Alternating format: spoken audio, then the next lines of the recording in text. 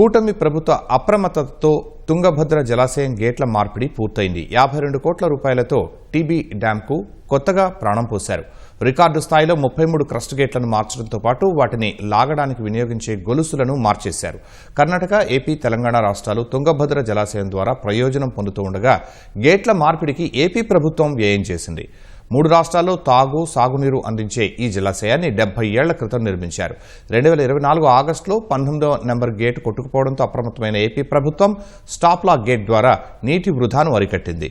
నిపుణుల కమిటీ నివేదిక ఆధారంగా మొత్తం గేట్లను మార్చింది. త్వరలో ప్రారంభిస్తామంటున్న తుంగభద్ర జలాశయం బోర్డు కార్యదర్శి ఓ రామకృష్ణారెడ్డితో ముఖాముఖి.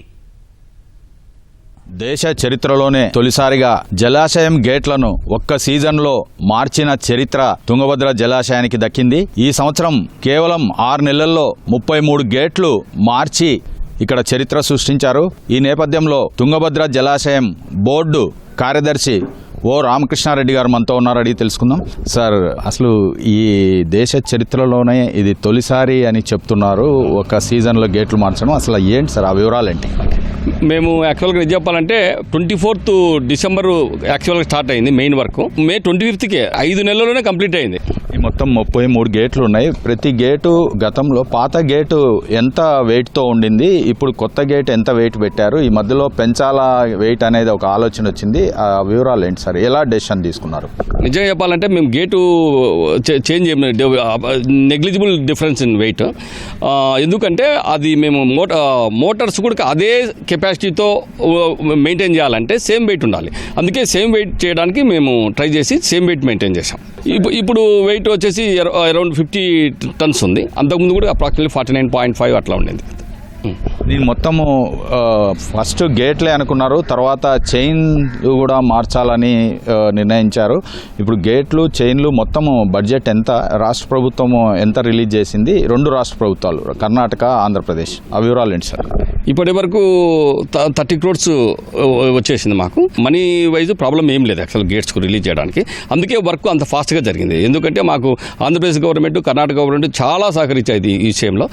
అందుకే మేము ఇన్ టైంలో గేట్ ఎరెక్ట్ చేయగలిగాం. మొత్తం ఈ గేట్లకు బడ్జెట్ ఎంత ఖర్చు అయింది, ఇంకా ఏమేం పనులు చేశారు? ఇప్పటి వరకు అన్ని గేట్స్ కంప్లీట్ అయినాయి. దానికోసం గేట్స్కు అప్రాక్సిమేట్గా 44 crores మాకు రిక్వైర్మెంట్ ఉండింది. అది కూడా ఇంక్లూడింగ్ జిఎస్టీ. దిస్ ఈజ్ నిజాపాలంటే రికార్డ్ యాక్చువల్గా. చైన్స్కు అరౌండ్ 5.6 crores కావాలి. అది ఇంకా ఇన్స్టాల్ చేస్తున్నారు. ఇంకా థర్డ్ పార్టీ క్వాలిటీ కంట్రోల్ కూడా 1.3 crores ఉంది. అప్రాక్సిమేట్గా 51 crores మాకు టోటల్గా 3 కలిపి. ఇది ఎప్పటి లోపల పని పూర్తి అవుతుంది సార్? అంటే నిజంగా చెప్పాలంటే గేట్ పని అయిపోయింది మాది. ఇంకా చైన్ కూడా 18th అనుకున్నాము. 18th కాకుండా 20th దిస్ మంత్ అయిపోతుంది. ఇప్పటిదాకా 13 చైన్లు మార్చాము. 33 చైన్లు, 20 చైన్లే ఉన్నాయి. 14 daysలో అయిపోతాయని అనుకుంటున్నాం మేము.